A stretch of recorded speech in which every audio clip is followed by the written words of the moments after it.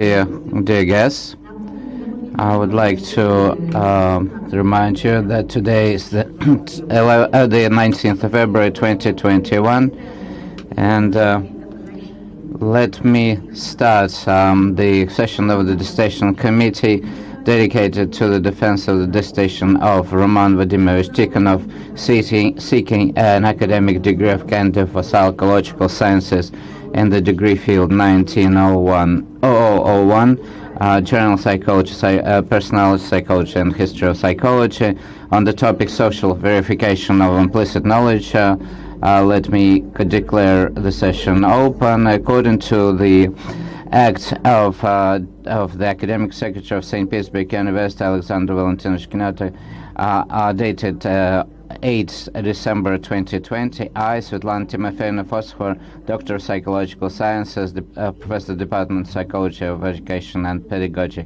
St. Petersburg University, was appointed Chairperson of this Dissertation Committee. Other members of the Dissertation Council include Valentina Melhailovna Bizova, Doctor of Psychological Sciences, Professor, Department of General Psychology, St. Petersburg University, Maria Vyacheslav Felikman, Doctor of Psychological Sciences, Professor, Department of Social Sciences, and leading fellow, research fellow. Head of the Department of Psychology, National Research University, High School of Economics. Also online with us is Vladimir Felixovich Spiridonov, a Doctor of Psychological Sciences, Professor, Dean of the Faculty of Psychology, and Head of the Center of Cognitive Research, the School of Humanities Research, Russian Academy of Economics and Civil Service. I can hear you very well, and I'm all with you. Noel Clearmans, Axel Noel Clearmans, Doctor of Philosophy, Professor, Director of Brussels Free University, Belgium. Can you hear and see us? Can you hear and see us? Yes, I can. Thank you. Thank you very much. But also with us is the candidate, Roman Vladimirovich Tikhonov, also his academic research advisor, Nadezhda Vladimirovna Moroshkina, candidate of Psychological Sciences, senior research fellow at the Institute of Cognitive Studies, Cognitive Research in Pittsburgh State University, to improve the quality of communication. Please, those of you who are online with us, please switch off your microphones when you're not speaking, but don't forget to switch them on when you're given the floor. Please also be reminded that an audio and video recording is now underway on the website. It's broadcast live, also accompanied by interpreting from Russian to English, from English into Russian. The broadcast also has an opportunity for anyone to send an email to the Defense Committee, and that all questions should be related directly to the defense and the academic discussion, and they should be accompanied by they should be signed and have an affiliation of the person who asked the question, and no questions that have no relation to the academic discussion or the dissertation will be read. And in accordance to the procedure of awarding academic degrees at St. Petersburg University, Candidate of Sciences and Doctor of Sciences, the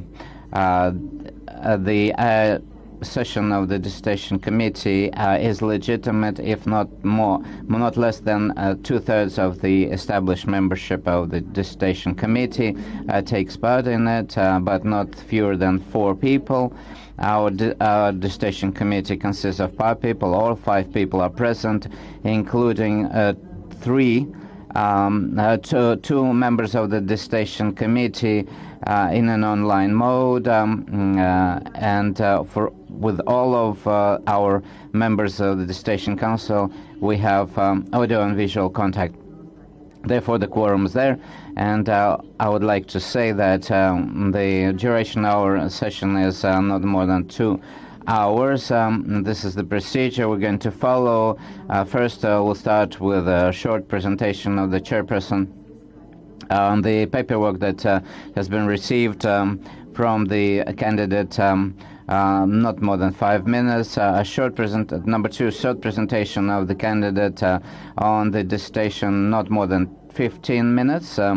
Questions to the defendant strictly on the presentation, not more than 2 minutes per question.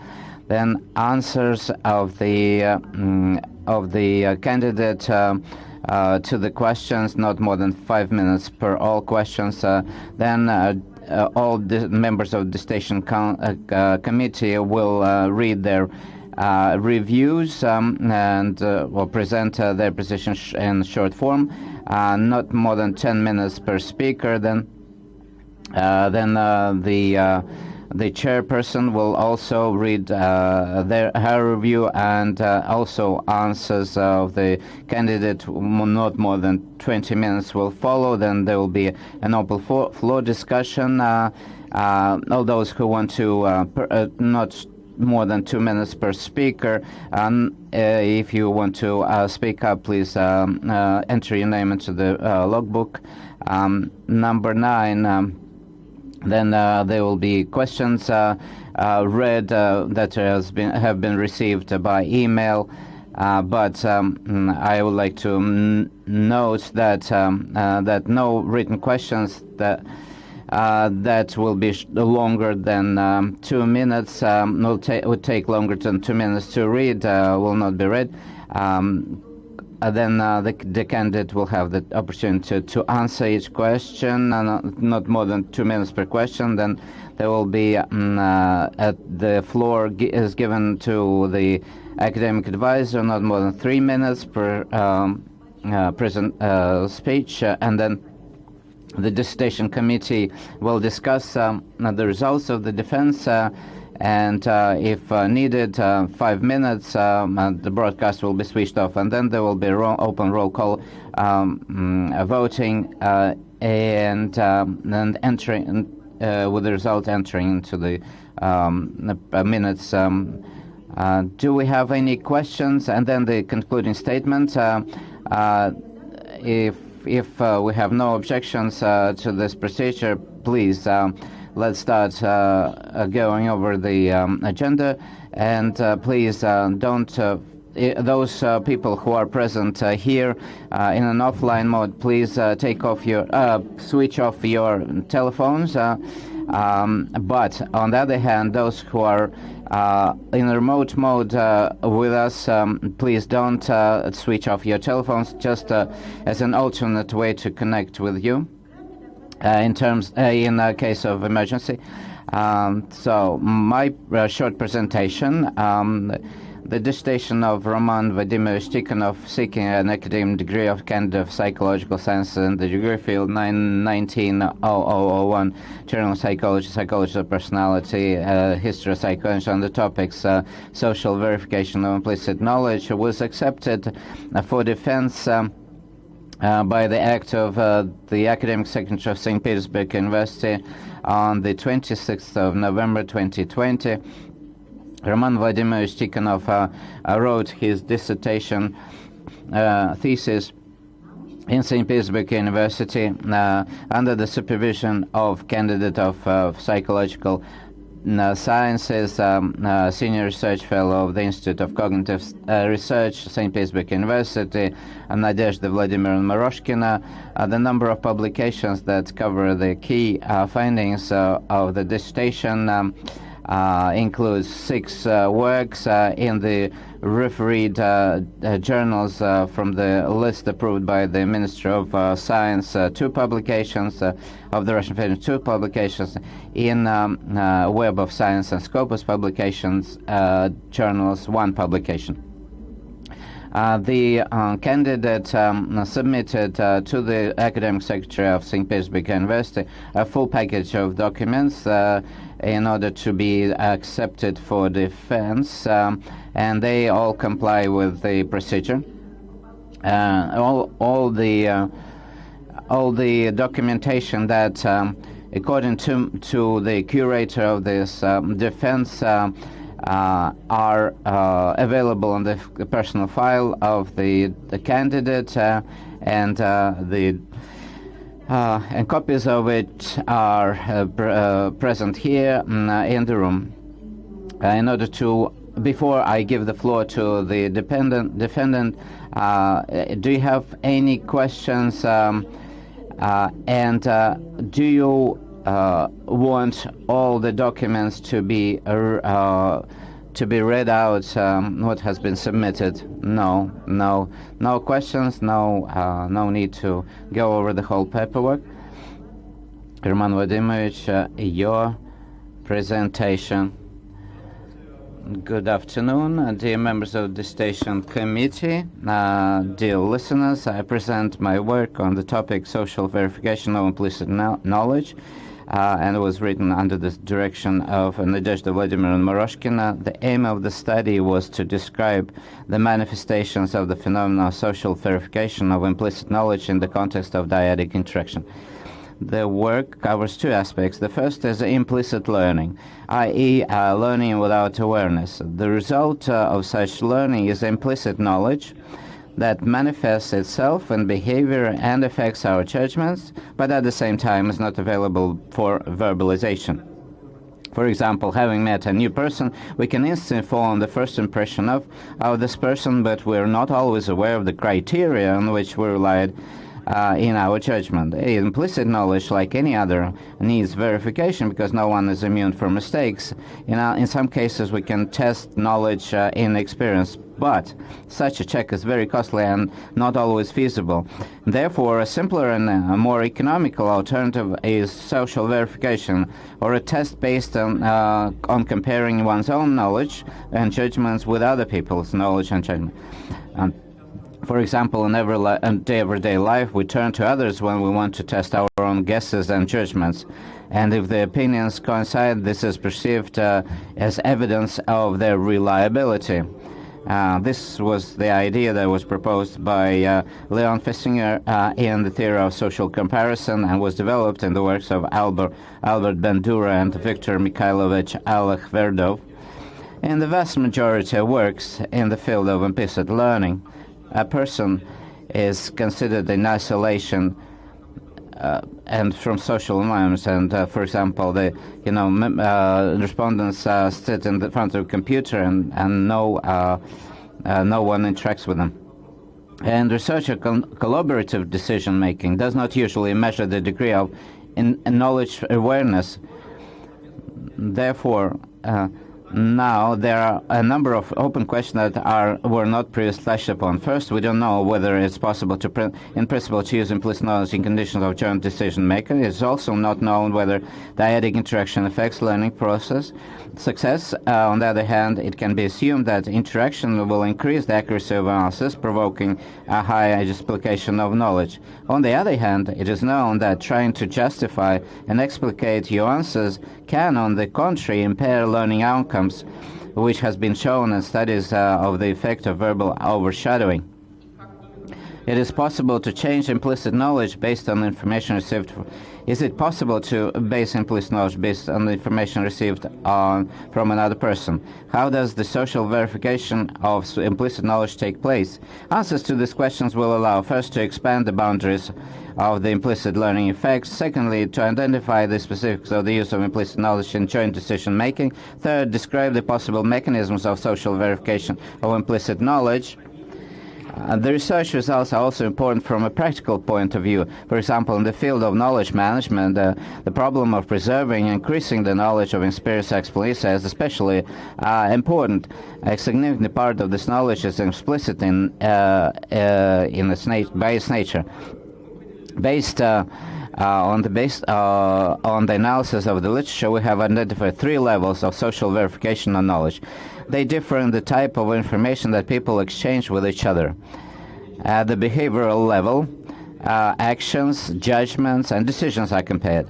For example, in a categorization task, participants can share their views on which category they think a particular object can be classified into.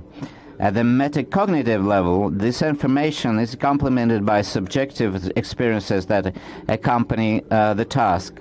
It can be transmitted directly. For example, a person can say whether he is a confident or she is a confident, she's confident in their answer, or indirectly, we can count the confidence of each other by gestures, facial expressions, and response speed. Finally, the explicit level is associated with the exchange of verbal justification for their own decisions and actions. For example, a person can share the criteria that guided them in their judgments. In situations of implicit learning, information at this level, by definition, is not available for exchange or does not correspond to reality. In order to answer the research questions posed, we have developed a procedure that allows us to study the influence of dyadic interaction on the application, preservation, and change of implicit knowledge. First, at the first stage, the participants memorized the stimuli united by a common pattern. The stimulus material was selected in such a way that the knowledge being formed was predominantly implicit in nature, i.e. not realized. The second stage was performed in tandem with another person and allowed assessing the use of implicit knowledge in a context of social interaction. This is where the situational effects of social verification are manifested, i.e. the influence of information exchange directly in making joint decisions.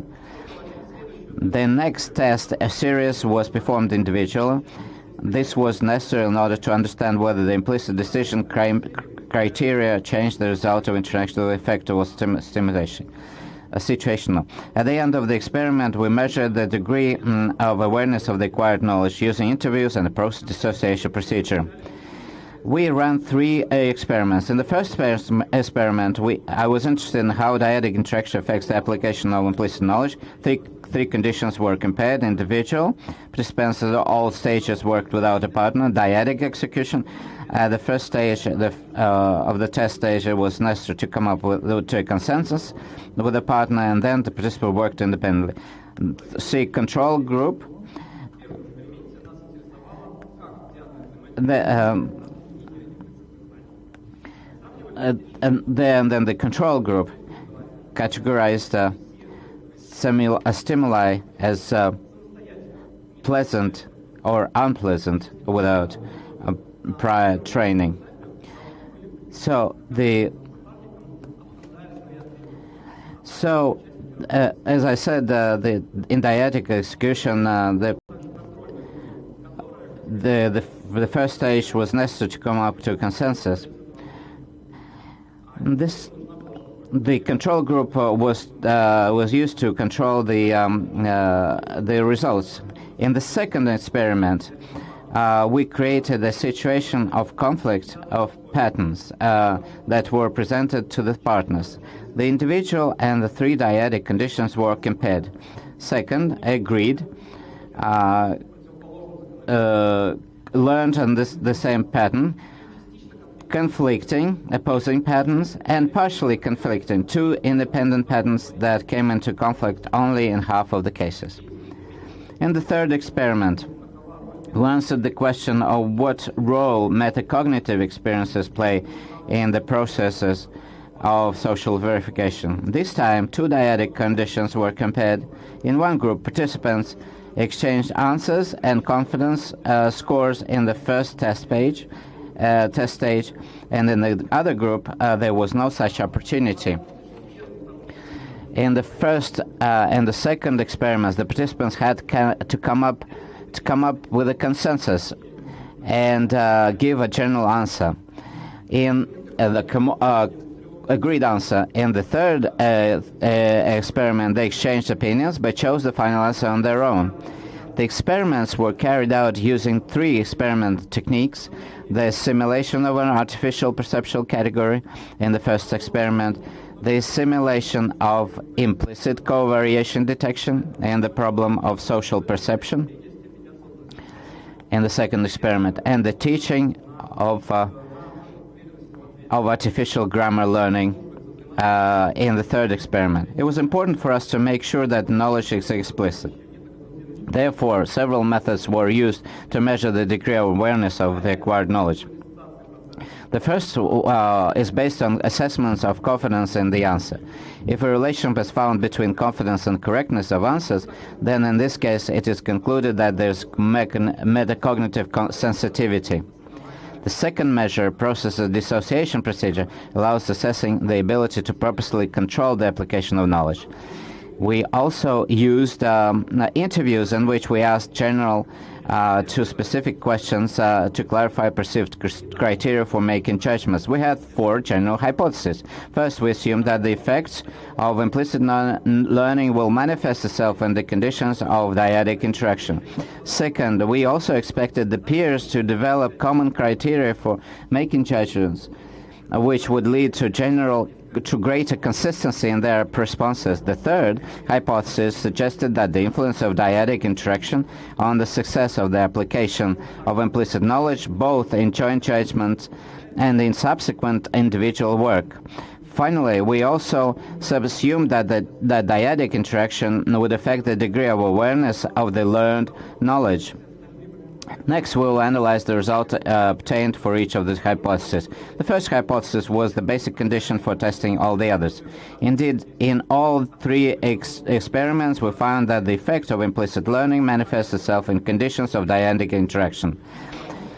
The second hypothesis about an increase in the number of matching responses and as a result of interaction with a partner was also confirmed. It is important to note that the participants in dyadic conditions were more likely to give coinciding answers, even at a stage when she should not exchange opinion. Those in the process of interaction, they developed common criteria on which they continued to rely in subsequent independent work. In the third hypothesis, yielded mixed results. We found no impact on the success of applying knowledge, but there's evidence that learned knowledge is more resistant to extinction or fading, which inevitably occurs in the absence of feedback. In the first and third experiments, as well as partly in the second, interaction contributed to a longer preservation of the learning effect. Finally, the fourth hypothesis was only partially confirmed. We found no differences in the amount of knowledge explication. However, as a result of the dyadic interaction, there was a situational increase in metacognitive sensitivity. Participants were able to discern in which situations they gave correct answers and in which they did not. Thus,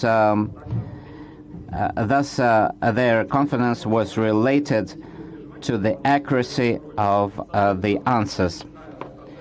In the third experiment, we showed that metacognitive experiences play a dual role. On the one hand, they trigger the process of social verification. We found that the lower the confidence, the more likely the response will change under the influence of the partner's opinion.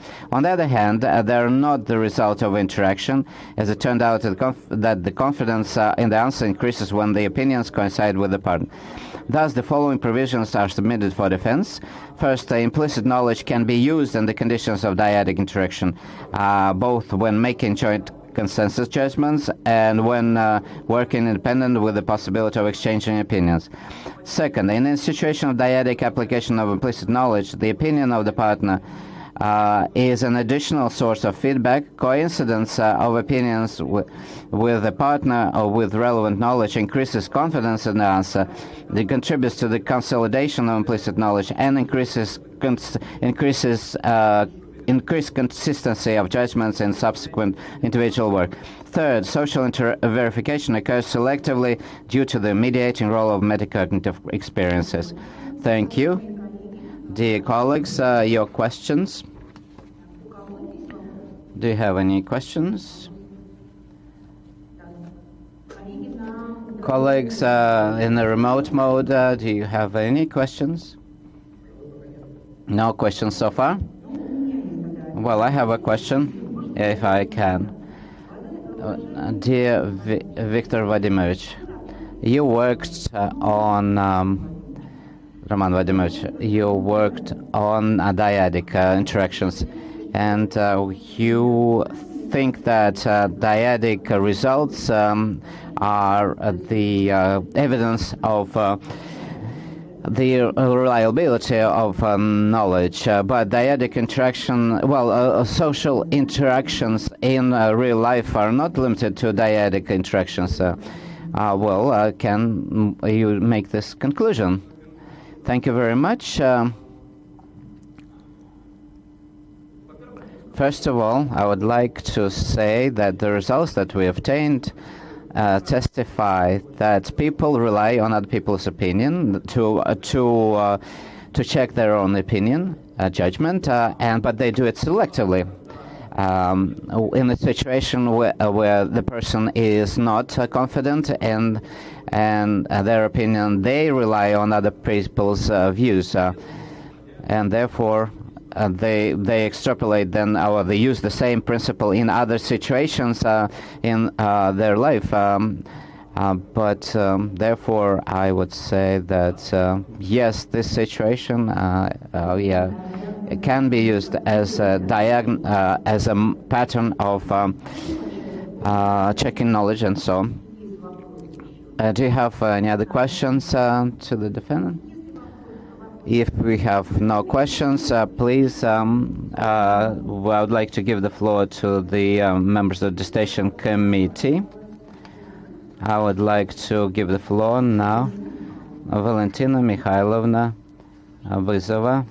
Dear members of the Dissertation Committee and guests, this topic is of great interest and is very relevant. As we know, the success of an activity of a person depends on the person's ability to assess the or verify acquired information that is based on the comparison of their own knowledge and judgment with the opinions of other people. So this phenomenon, social verification, as the checking of the knowledge,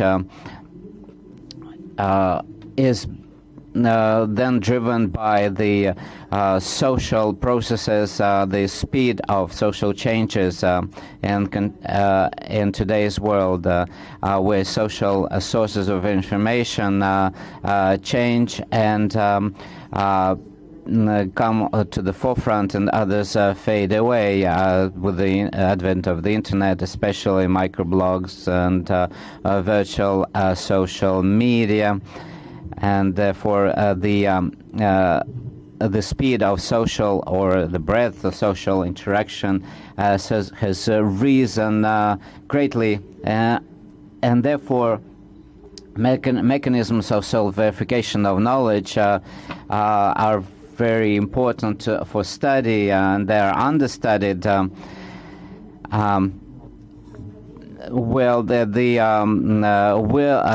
Does a social interaction increase the success of the application of implicit knowledge? And so, what is the role of metacognitive experiences in the process of social verification of implicit knowledge? So this work shows that that there are answers to these questions, and this work is characterized by valid conclusions and recommendations. The validity of of conclusions is based on statistics, on a very close attention to experimental data. The academic originality of the work includes the following: the hypothesis of the influence of dyadic interaction on the success of applying implicit knowledge were tested, and they're based on experimental methods for the study of direct and deferred effects of social verification of implicit knowledge.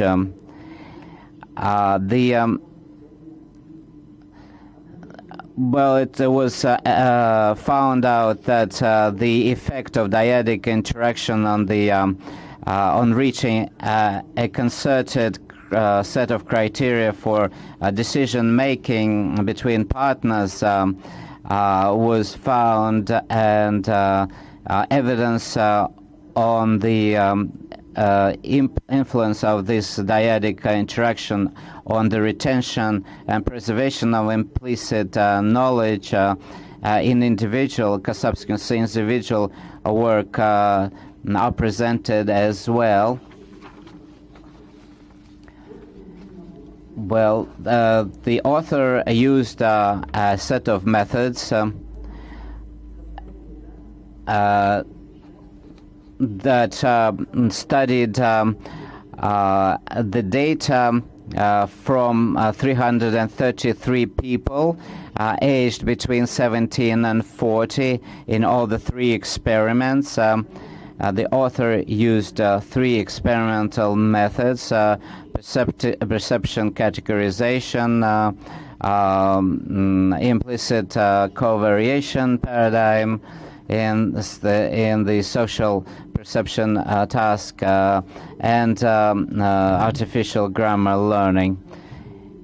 And in all the three experiments, the influence of direct dyadic interaction on the application, preservation, and change of implicit data was revealed.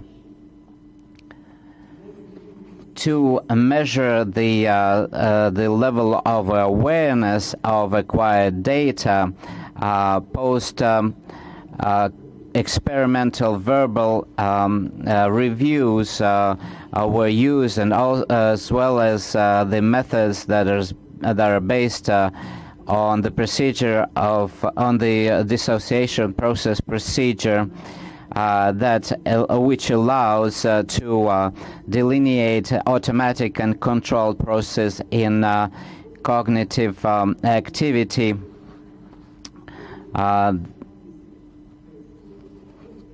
So the nature of the procedure is that after the experiment, participant again generate new stimuli twice. In one case, they have to meet the pattern, including generation. In the other, on the hand, they have to break the pattern, excluding generation. The theoretical significance of the work is there, of course, because it includes because it allows us to include the social contour of the testing of knowledge into the existing theories of implicit learning, and they identify a number of new functions that metacognitive experiences perform in this process. So this work can be of great use to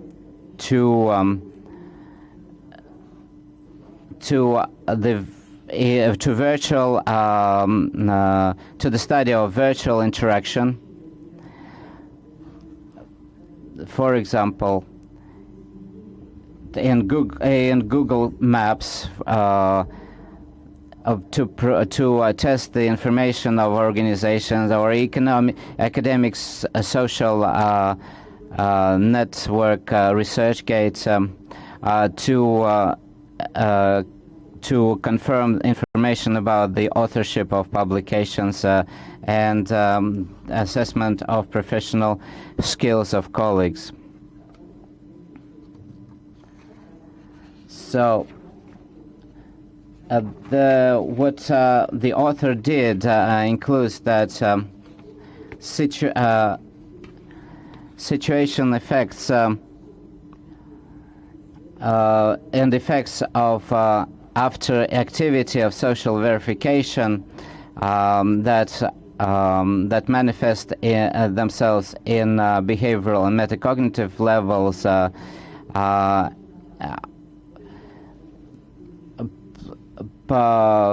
they play a role in dyadic and individual judgment making with the support and implicit knowledge.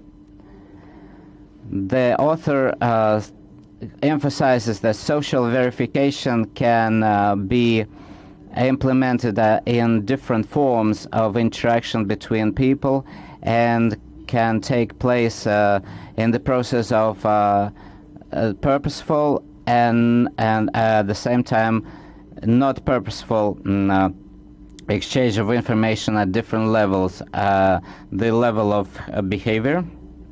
This is comparing judgments, decisions and actions.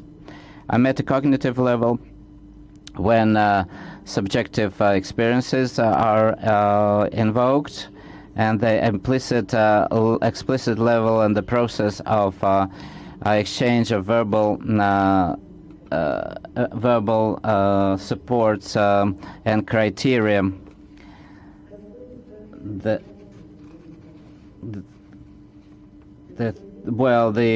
commendable features of dissertation include the following: that dissertation is written in 280 pages, and the formatting and the writing up, the style are impeccable. Experimental are presented in 26 figures and 20 tables.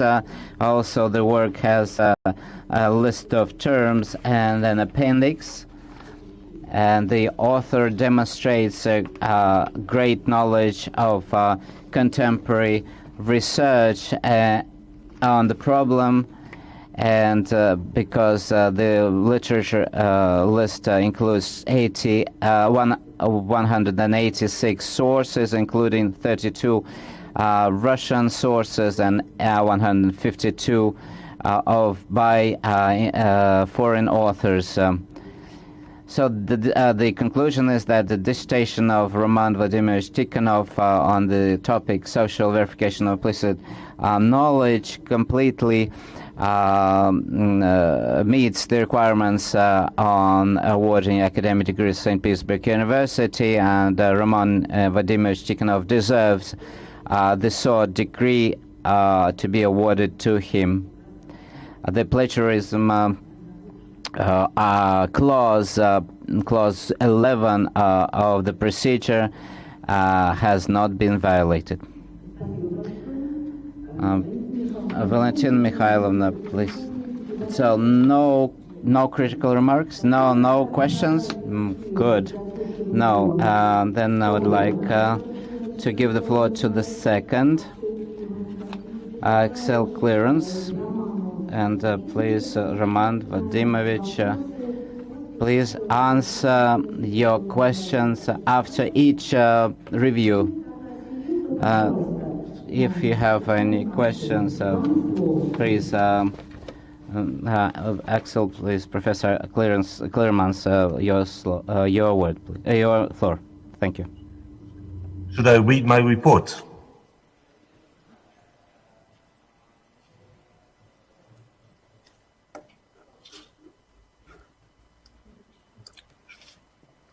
May I ask, should I read my report at this point? Пожалуйста, изложите основные ваши планы. Please read the key points. Maybe you'll focus on the critical remarks and questions. So I truly enjoyed the thesis by Roman Tikhonov. I think the topic is extremely interesting. It is an innovative topic, and clearly the studies were carried out with great expertise. The work itself is well structured. It is a document of 102 pages in English, and the presentation is clear and again well structured. The introduction I found to be very knowledgeable. Many important issues are discussed, including important theoretical issues. And I thought that the hypothesis, the main idea that is conveyed in the introduction about the three levels of social verification, as Roman Tikhonov calls it, the behavioral, metacognitive, and explicit levels, that also I found to be very interesting.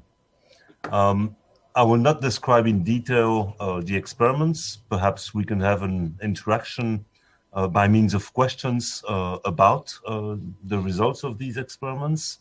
I will move to my overall appreciation of the thesis now. I thought it was a very good thesis in experimental psychology, whereby the author starts from the interesting question of determining if and how social interactions influence the mechanisms through which we can learn without awareness.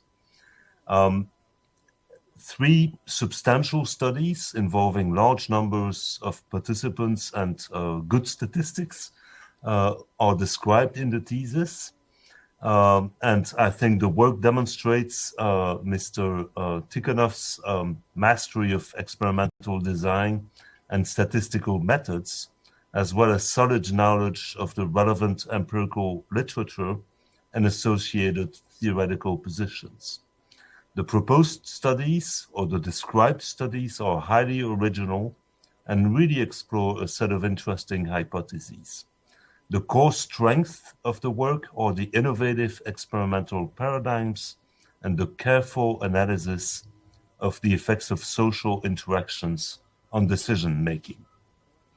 There are many questions that are raised by the work. Here are a few. First, one can question the extent to which the acquired knowledge is truly implicit or unconscious. I think in this, the studies reported in the thesis share many of the same pitfalls identified by, amongst others, David Shanks. David Shanks' criteria that are described in the thesis are important, and I don't think that the thesis or the studies described fully address them. So this is a question that may that I would like to hear the candidate about. One could also have expected, to some extent, a deeper discussion of one of the main claims of the thesis, namely that the social effects in such learning situations are mediated by metacognitive factors. I was a little bit surprised that indices like meta D prime or area under the curve were not computed because they are commonly used metacognitive sensitivity measures. One could also have wished for more discussion of the actual contents of the social interactions in the first two experiments, where participants were free to actually discuss. I'm very curious to find out what one has learned by studying these interactions.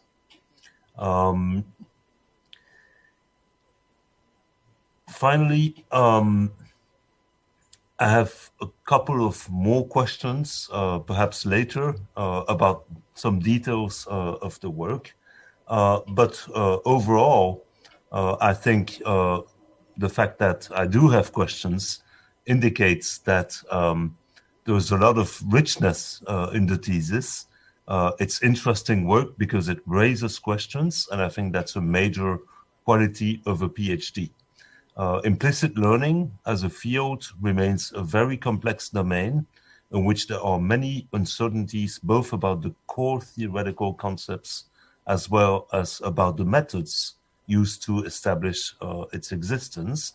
And I think the work of Roman Tikhonov represents a clear advance in this domain, and one that is also likely to result in further developments about the exploration of social interactions in this domain. This is it for me now. Thank you.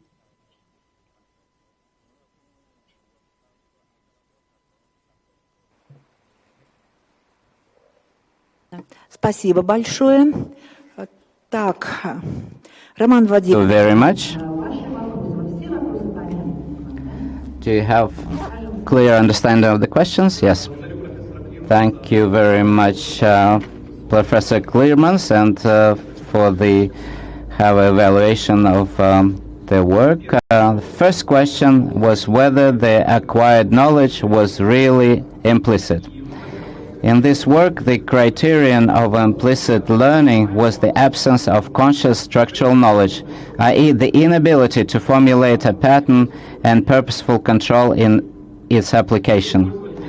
We use several different methods, matrices, to assess the degree of awareness of such knowledge, but they were all post-experimental.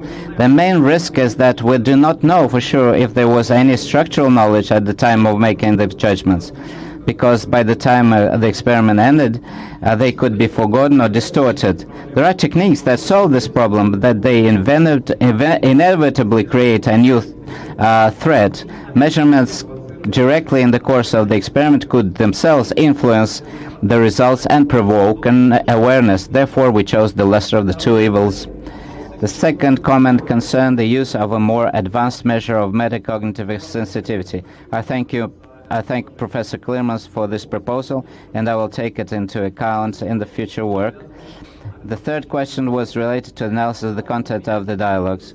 In the second experiment, we collected radio recordings of dialogues and transcribed them, but the communication between the participants turned out to be very fragmentary and relied heavily on paralinguistic gestures, looks, intonations, and injections. We were unable to develop criteria that would allow us to unambiguously classify the answers by independent assessors. Therefore, this data was not included in the work. That's all for me. From me. Are you happy with the questions? Or with the answers, sorry? Are you happy with the answers? I'm happy with the answers. I do have more questions if there is time. Спасибо большое. Thank you very much. Okay, so У меня просто я сняла трубку. Do you have any questions now? Can you ask them now? yes. So one more question is. Sure, one more. Сейчас. Thank you. Please. Please. Yes, one more question is: what would one not expect social interaction to decrease the degree of implicit knowledge, as opposed to increase it, which is, in some experiments at least, what you have found? I would have expected that when one talks about knowledge, it makes it more explicit. Yet you find the opposite in some of your experiments. Вам понятен, да? Пожалуйста. Thank you very much for your question. Yes, we can expect that the dyadic interactions will provoke explication of and reduce the use of implicit data. If the explication then should lead to the general success. We haven't found the increase of implicit knowledge as part of the dyadic, but the preservation of implicit knowledge increases after dyadic interaction. So it doesn't decrease the volume, but it doesn't. Are you happy with the answer? Yes. Do you have any other questions? One final question, if I may. Если я правильно поняла. Спасибо огромное. Yes, please. In the third experiment, I'm intrigued by the results of the process dissociation procedure, where you report that there is a correlation, which is substantial, between the results of the process dissociation procedure and the second test phase in your experiment, but only for the control group and not for the experimental group. How do you explain this big difference between the two groups insofar as the relationship between what they do in the PDP procedure and in the learning, in the test phase of the learning situation? Why is there such a big difference?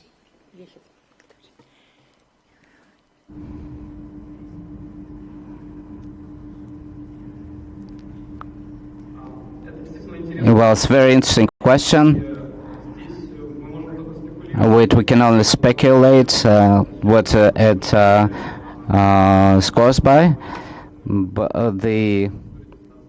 why the increase of the awareness. One of the variants of the answer is in a situation when they could not exchange any information. They had more information to think over the answer and how to do the task, and maybe that's increased the success of this association procedure success because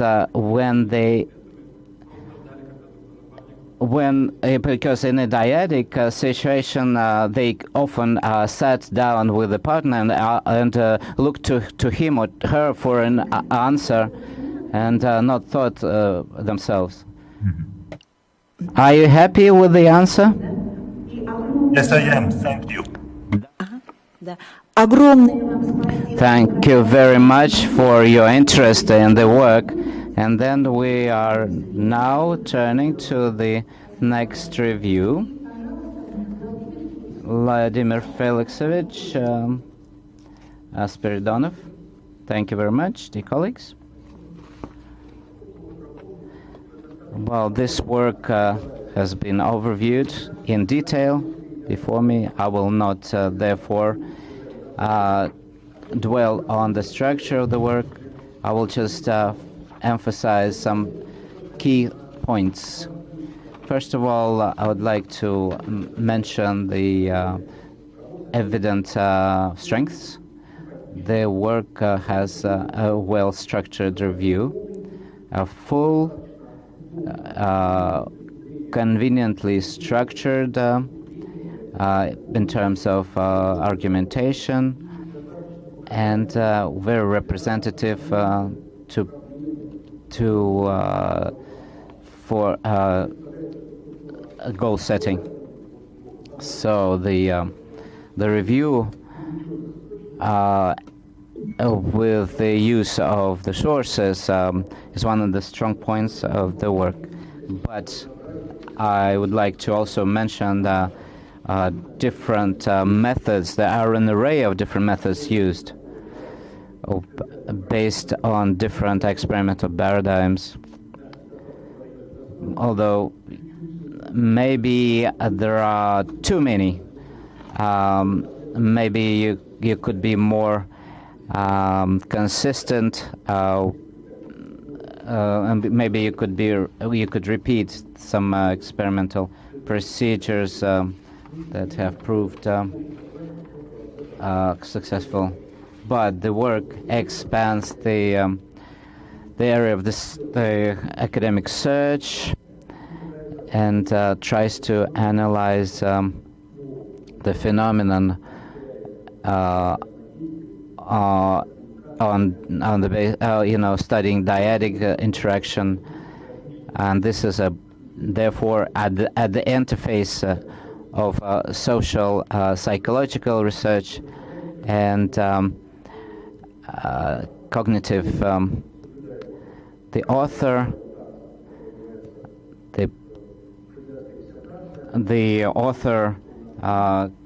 completely meets the requirements of a PhD dissertation, kind of science dissertation, in terms of erudition and the scope of resources and theories. And this, of course, some of the issues I have a problem with. First, this is the first one is that the dissertation is structured with the link between the theoretical and experimental chapters of the thesis. On the one hand, the author proposes some theoretical model on basis of which, as the reader understands, will be used in the experimental work. And for example, the verification of knowledge in the process of social interaction, behavioral, metacognitive, and explicit. And this model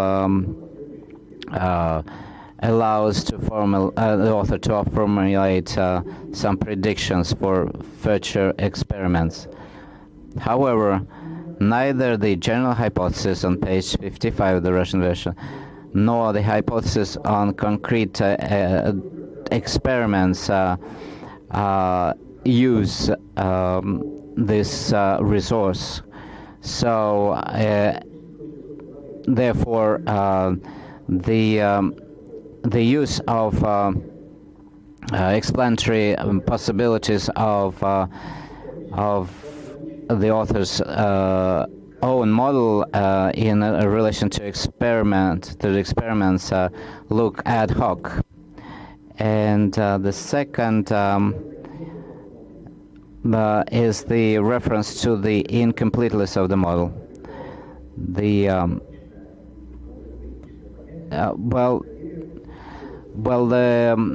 the term epistemic trust to the partner and communication and as a source of information. It's a very attractive term, but it's completely missed in the model. The third is there are some very slight but mishaps in the design of experiments.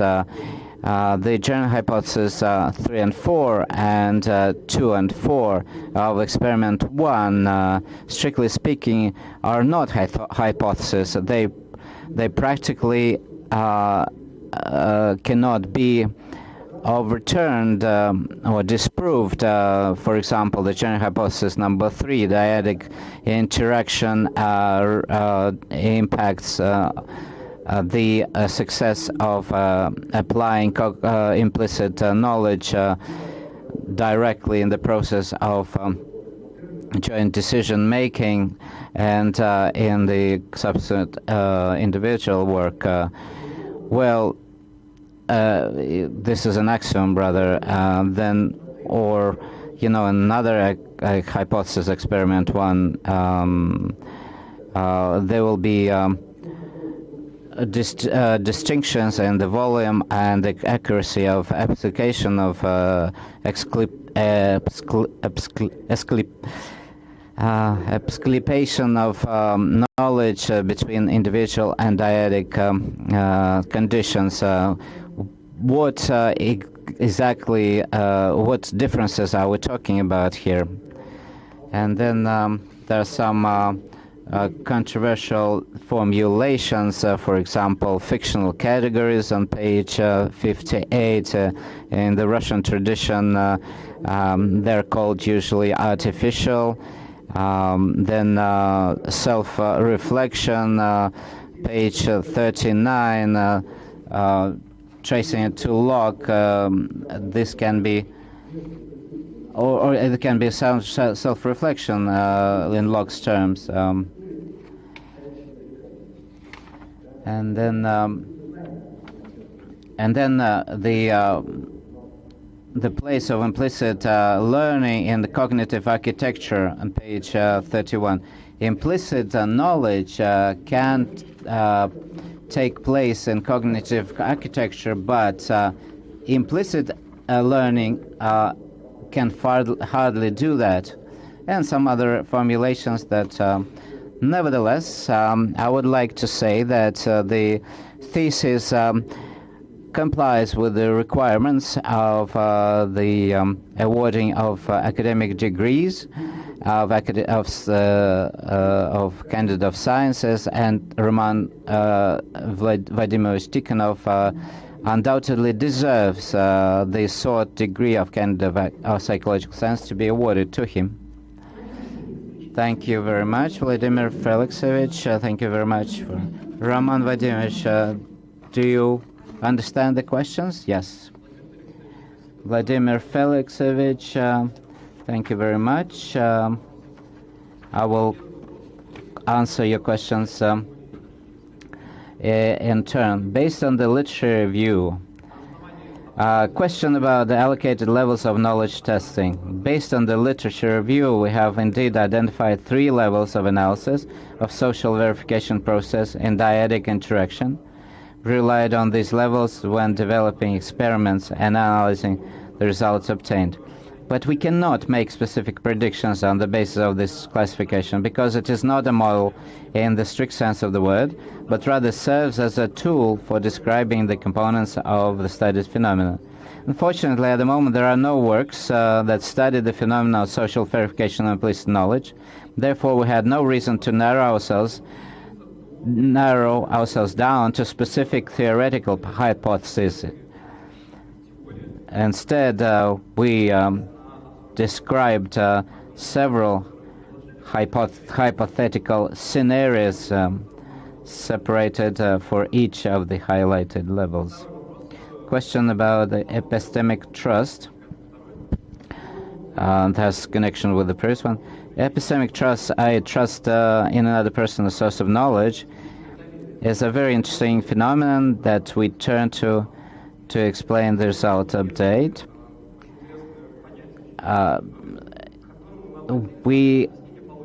We used it to explain our results. In the model, we didn't include it in the model because we plan to do it only to use it in the explaining part. We plan to purposefully study epistemic trust and the mechanisms of its formulation in future works. And particularly, we plan to test the hypothesis that disagreement with a partner reduces confidence in them in situations where the original answer was accompanied by high confidence. A number of questions on methods. The first one was experiment hypothesis 1. In the first experiment, we posed an open question and tested general hypothesis about the existence of differences between experimental conditions. We just, as I said, there's no research literature. At the time of this experiment, we had no reason to assume the direction of these differences.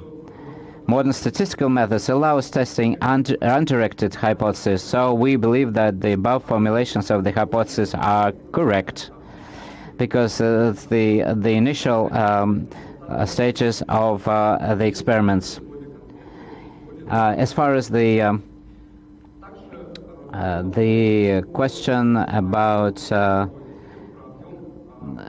the volume of the control and experimental group. In the first and the second experiments, the participants in the dyadic conditions made joint judgments at one of the stages, i.e. one solution for two.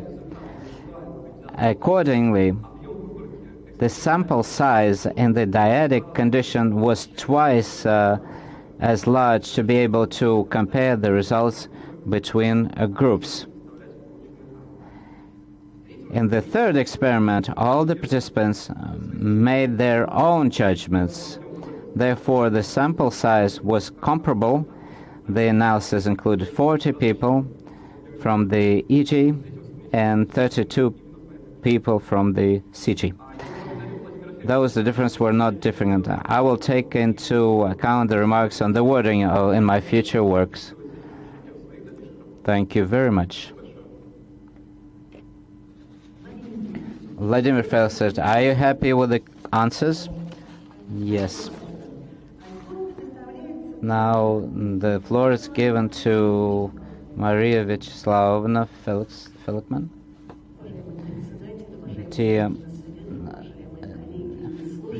Dear colleagues, for such a detailed analysis of dissertation by the previous speakers, I will just go over my review very quickly, and I will just voice my comments. Some of them don't require addressing, really. The first one has to do with situational and deferred results with implicit learning and in different tasks. So the author works at the interface of very hot topics of the effects of social cognitive science and forming an implicit knowledge.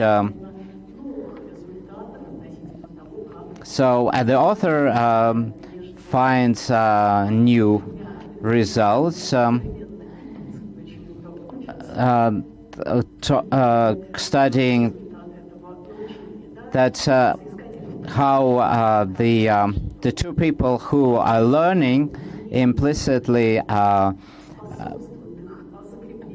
contribute to the increasing the volume of this implicit knowledge,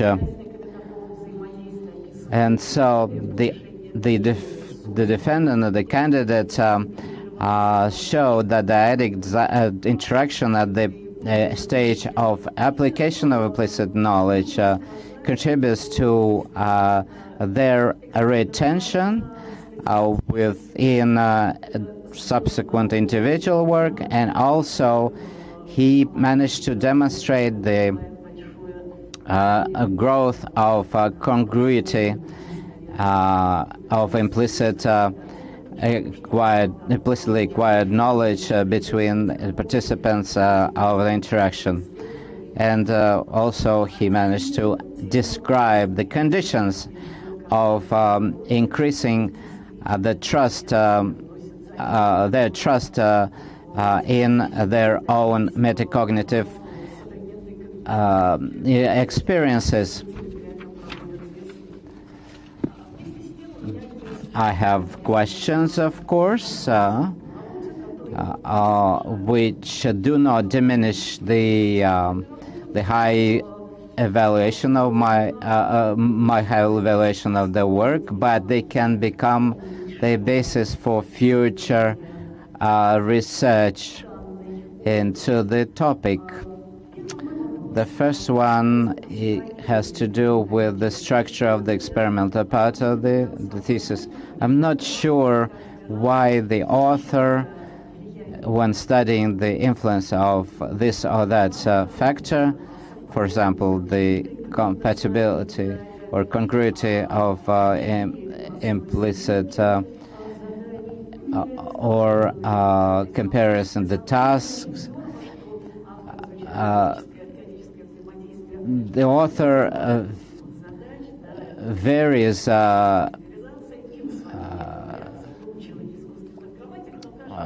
the studies a new the new factor. Well, the experimental scheme should be a matrix in which the same factor should be studied in each type of task. Well, of course, maybe this approach of the author is more all-encompassing, or throws a wide net over the material, but I think that the mechanism of visual contact, body gestures, etc., should have been included in this study, because they are a very important factor influencing. If one members of the dyad looks at the element, then the other person will also look the same way, because we always follow the gaze of your partner, and we cannot even control it. And of course, it's very hard, of course, to note down the gaze directions of both partners, but this still a very important effect that contributes to the overall results, and maybe in the future work you could focus on this. And as far as the parameter of successfulness in terms of control group performance, where respondents only answered whether they like or don't like the visual, well, this parameter of like or not like, but heard from the persons who had not gone to the process of implicit learning, is not really reliable. So, one more comments as to the structure of the theoretical part. The first thing is the chapter that has to do with verification of knowledge. And this is a philosophical problem.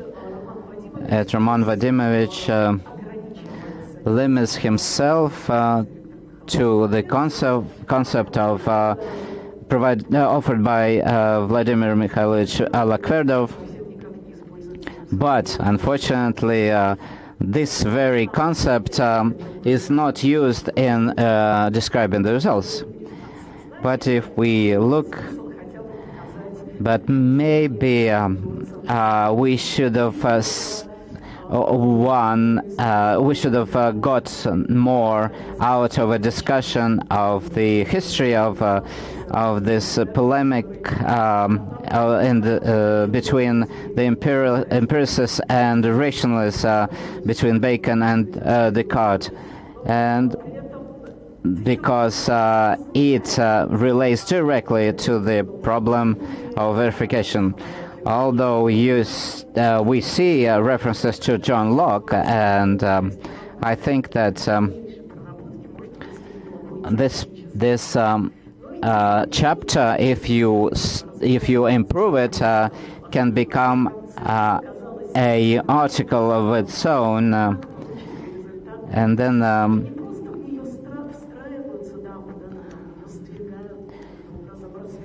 well, how these results, this framework, historical framework, polemic, agrees with the findings or not. Although, well, as well, I would like to say that the three methods that have been used are maybe not enough. For example, sequence learning studies are outside the scope of the work, and also the dynamic system control theory also, and I think this area would be very prolific for the author to use, productive for the author to use in his future work, because especially as we see from the work in team building and teamwork, and the management of dynamic systems, this study can be of help.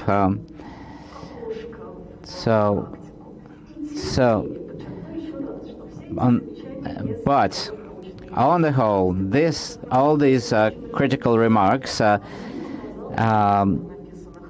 do not diminish the value of the findings. The work is a very quality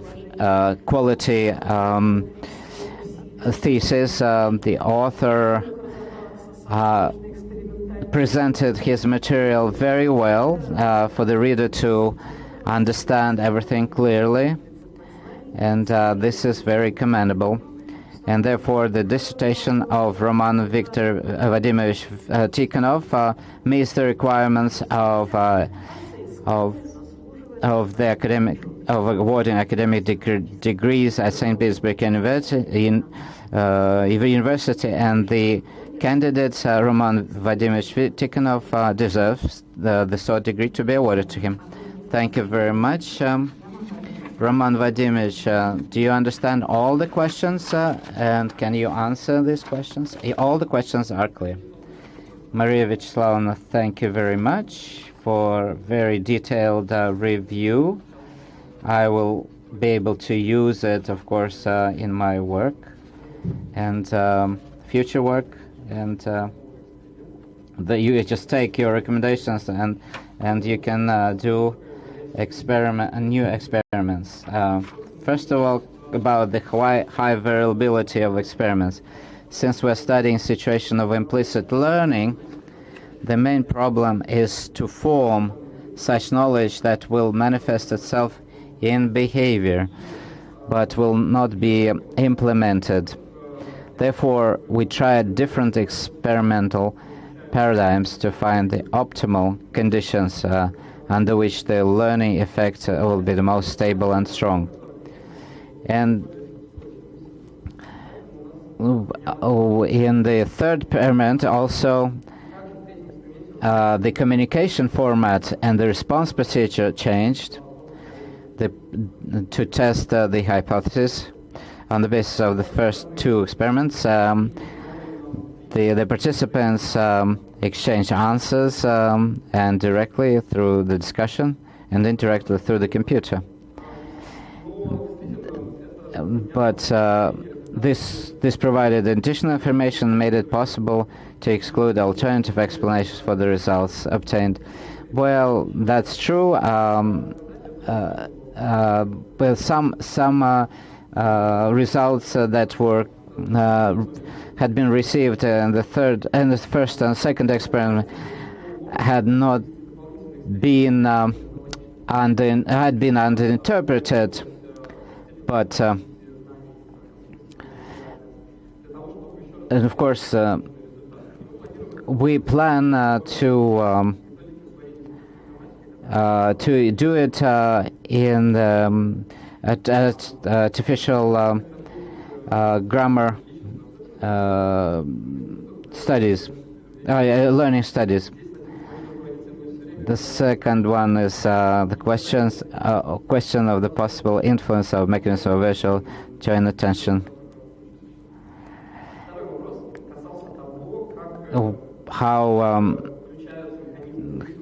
the visual should be included. In the first and the second experiments, the participants worked under conditions that allowed observing each other's gaze, but the incentives for stimuli were presented for a very short time. Accordingly, the participant had time to perceive the stimulus, but most likely they did not have the time to track the direction of their partner's gaze. So only they could use this aspect in their dialogue. In the third experiment, the participants did not see each other. There was an opaque screen between the partners. Accordingly, visual joint attention could not influence the results. The third question is about the success and the control condition of experiment 1. I agree that the term used was not entirely appropriate. In this experiment, the control group made assessments of attractiveness, and by success we understood the coincidence of attractiveness with the belonging of the stimulus to the target category. Participants who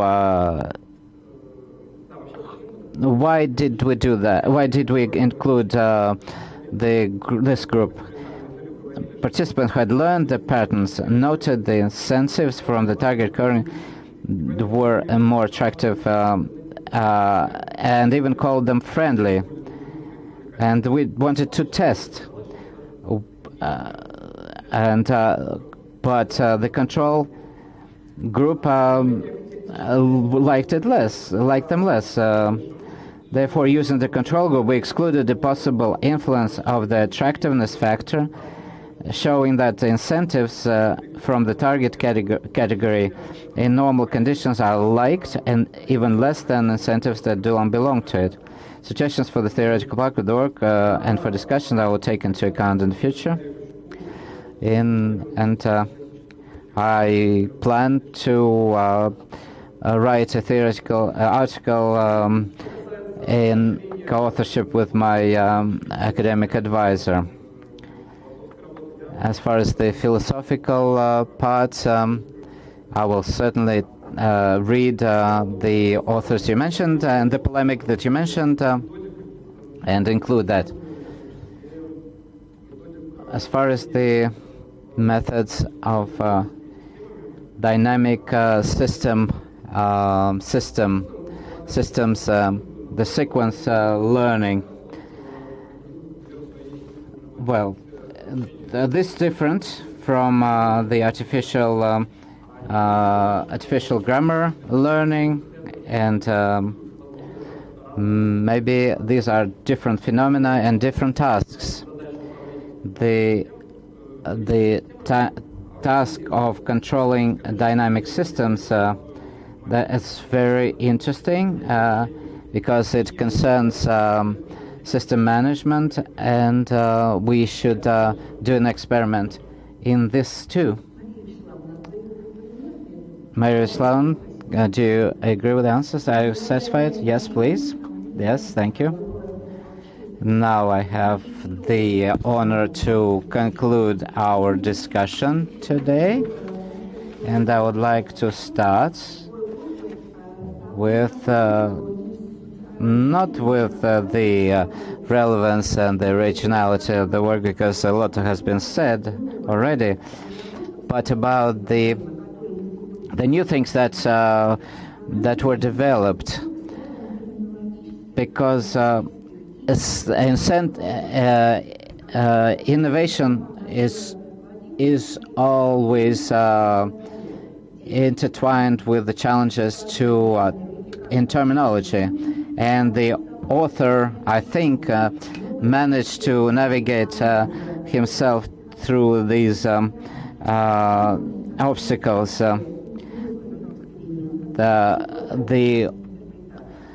The author presented a very laconic interpretation of very interesting studies, and the reliability of the findings is obvious, and the scientific significance is in that usually dispersed studies and material are now grouped together in one overview, and this you see the evidence of this is that 186 sources presented their material for the study and the dissertation, and 152 in English and other languages, and therefore this work really it was hard to do as a wholesome work, but the author managed to do that because the author looked at the criteria from so many different angles, integrating cognitive and social aspects of learning activities, also behavioral, metacognitive, and explicit levels of implicit information exchange. And he came up with identified situation-related factors of verification of data. The deficit of information,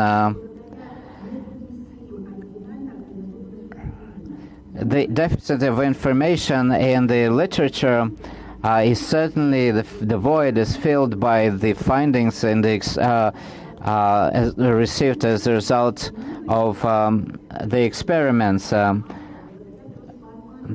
author transforms the current methodological terminological apparatus and presents his own model of research. The practical significance is higher than even the author believes. I think that the results can be applied in different areas, including social, economic, and pedagogical and correctional psychology. And the authors and the findings can also, of course, serve as a basis for future research in learning. The practical psychologist can use the findings in the thesis and especially the terminological apparatus, and the work looks to me very reliable, and based on the use of experimental data, the huge scope of the data, and comparing the two groups, control and experimental groups, because in psychology it doesn't happen very often, this comparison, and so the validity of the results results from a weighted interpretation of the results. And I would like to say that the publications totally cover the author's positions, I looked at some works that he published together with the academic advisor, because I wanted to understand what I things in the dissertation. I thoroughly enjoyed reading their joint publications. Some questions. The first one is in the dissertation you study social verification in situations when implicit knowledge of the partners were congruent or conflicting. It's very well known that the dyadic interaction is one of the variants of social interaction, differs from the internal emotional atmosphere. It can be friendly, conflict-ridden, or dialogic, etc. What specific features of these relationships did you observe in the dyads during the experiments, and how they were formed as a result of the experiments, and how they were they reflected in implicit in the results of implicit learning? The second one is when you when you identified the practical importance of the study, you refer to the sphere of knowledge management, social networks, navigation systems, and this is all true, but the practical importance of any psychological study has to do with identify general psychological patterns that can explain the phenomena. And so the question is, what psychological phenomena in the sphere of a real life can be explained by the specifics of social verification of implicit knowledge? The third one is, and for example, for example, in the area of interaction between sick children and healthy children, and well, the third question is looking at the data in both experiments. The respondents were mostly women. In the second experiment, as a stimuli, you used female portraits. The question is, does gender have an impact on the mechanisms of social verification of implicit knowledge in your study? Nevertheless, this study is definitely original, and it opens, it meets all the goals that the author sets in the work. The results are interpreted, and the dissertation is written in the correct format. And my conclusion is that dissertation on the topic social verification of implicit knowledge is a rounded, complete qualification research work that attests to the right of the author of the dissertation, Roman Vladimirovich Tikhonov, deserving the right to be awarded the candidate of psychological sciences, internal psychology, psychology of personality, and history of psychology. Thank you very much. Thank you very much, Svetlana Timofeyevna, for your appreciation of the work and your interesting comments and works. The first question between the type of relationships in dyads. I want to know that indeed there are different types of relations. These can be close friends or even spouses. And one couple participated in the scientific experiment during their honeymoon, and they're interested in that, and they some understood the partner perfectly, and there can be strangers who see each other for the first time. In the first experiment, the types of relations and dyads were not controlled in any way, but in the second and the third experiments, we neutralized the possible influence of this factor, creating dyads of homogeneous composition. In the second experiment, we selected dyads consisting exclusively of people who knew each other. However, this only partially solved the problem. After all, the already established direction could also be quite diverse. Therefore, in the third experiment, we independently formed dyads not only for participants who were not previously familiar. Second, what psychological phenomena in real life can be explained by the real features of the social verification of implicit knowledge? I think these are all situations where people are forced to make quick decisions. They rely largely on intuitive or implicit knowledge. The results that we had is that we instantly form the first impression of a person without ourselves understanding what criteria it is based on.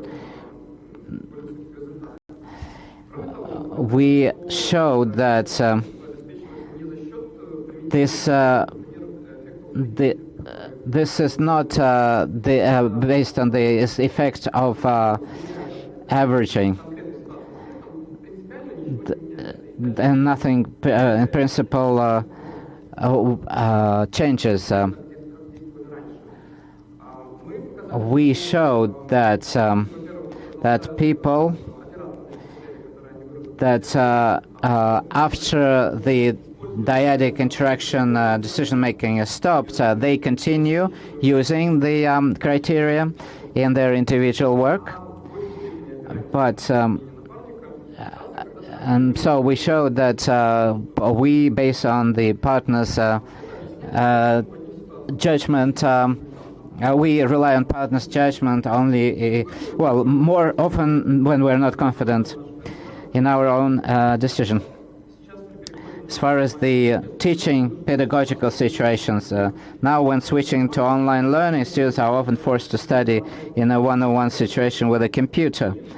At the same time, under normal conditions, they usually sit at the same desk together, one of their classmates.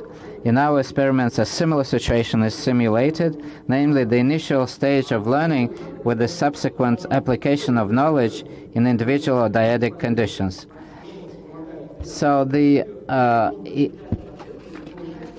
our results suggest that even at an early stage of learning, interaction can be beneficial because it helps to consolidate the acquired knowledge and contributes to the formation of metacognitive sensitivity, i.e. conscious evaluative judgment knowledge. Third question is about the composition of the samples and the gender of the participants. The sample was indeed dominated by women, but the ratio of men and women was the same under experimental conditions. Thus, this factor did not affect the results of result obtained. In more other studies of implicit learning, sex differences are usually not found. Accordingly, we did not expect them either. Portraits of girls were used as a stimulus material. In the second experiment, the challenge faced by the participant was the assessment of perceived intelligence. There are studies in which it has been shown that the assessment of intelligence by appearance is possible for men, i.e. perceived intelligence is really related to the real one, but not for women. In our experiment, we're trying to influence the estimates of perceived intelligence, thus female faces are more suitable for our purposes.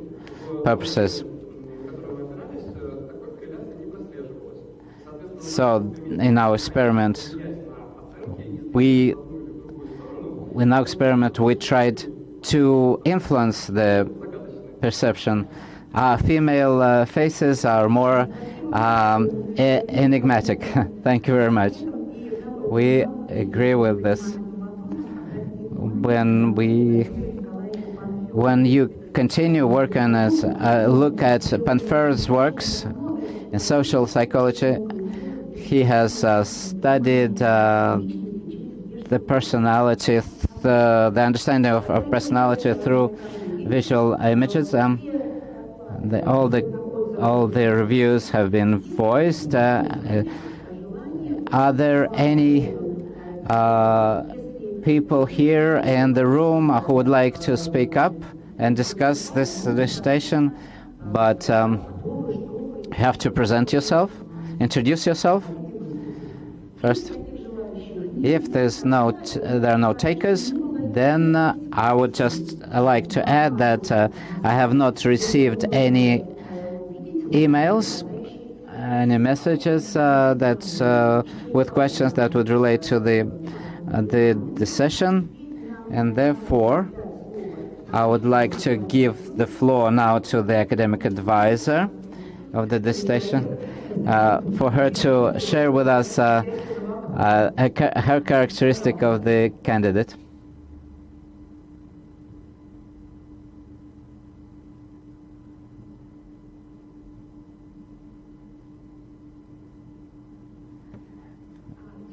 Dear Chairperson, dear members of the committee, dear colleagues, dear viewers,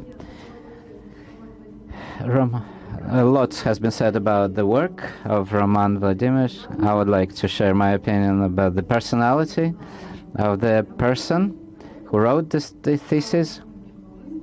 I'm a bit nervous, sorry. We've been working together for 7 years now. Our cooperation started with his master's degree thesis, and Roman got interested from the start in implicit learning, and as a model situation and social interaction, and the simplest situation was dyadic interaction. This Roman had a background in social psychology and has a bachelor's degree in that, and he studied a new area of research when he joined our master's degree program, and we uncovered a lot.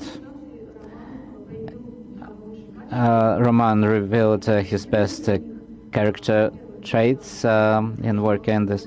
First of all, scientific scrupulousness and responsibility and independence. I just had to encourage him in difficult situations and discuss the results. He demonstrated ingenuity, I'd say, because many questions needed new approaches, new solutions, adaptation of methods of research to dyadic interaction, and it's a very labor-consuming task, because when you study someone who sits in front of the computer and then but here people interacted with each other, and Roman faced this challenge and faced it up, and then he had to interpret the differences, the different effects. And I hope that this research has a lot of potential for the future, and I would like to say that he's a very sensitive person because he has become an indispensable member of our team. He actually organized a lot of academic events, and that allows us to not only attract new volunteers into our experiments, to participate in our experiments, but our younger colleagues have a chance then to use these participants for their experiments. It's very hard for them, of course, at in the initial stage of their research. And Roman always helps younger colleagues, master's degree programs, and organizes seminars and events. A new one is coming, another one is coming, and I hope that our cooperation will continue. And to conclude, I would say that Roman deserves the third degree in general psychology in the degree field, psychology of personality. So, thank you, Nadezhda Vladimirovna, dear colleagues. Since our meeting is partly online, we have a question. Do we have any questions as to the technological aspects or anything to do with remote connection? Any questions? No questions. Dear colleagues, we have two options here to conclude our work. First one is we can switch off our microphones and discuss the results of the presentation and answers and then vote. Or if we deem that the defense has been carried out at a high level and we don't need such a period of the discussion, and we can all say our opinion as to the quality of the dissertation. Maybe we should omit it, and then I would like to put to the vote the resolution to award Roman Vladimirovich Tikhonov third degree. The members of the Dissertation Committee, please vote. What is Mr. Clearman's? What is your opinion? Do you vote for the awarding the degree? I vote for the award of the degree, yes. Так, спасибо. Thank you very much. Vladimir Felisovich, your opinion? I support the work and I vote for the award of the degree. Maria Vyacheslaovna, I am in favor of the awarding of the degree. My opinion as the chairperson, in favor, and I would like to wish Roman Vladimirovich great success in future work. And I think it's a very promising work, and if we count the votes, that there are 5 are all in favor of the resolution, no absentee, no nays, and no abstentions. Dear colleagues, we can state that the verdict is this: we 5 in favor. So we award the degree of candidate of psychological sciences in the degree field 1002 19 in the history of psychology and personality to Roman Vladimirovich Tikhonov. This is all. Yes, the concluding remarks by the candidate.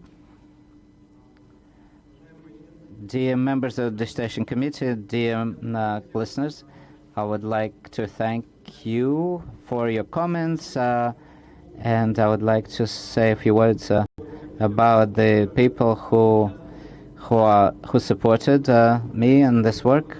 I'd like to thank Nadezhda Vladimirovna Moroshkina. Every meeting with her filled me with inspiration and a desire to continue my work, even at times when I wanted to drop. And thank her for patience and support, unrelenting support. I would like to Viktor Mikhailovich Lakhverdov and Larissa Mikhailovna, who read half a year ago my first version of the work, and they gave me invaluable advice. Thank Larissa Olegovna Maroritsa. Thank you for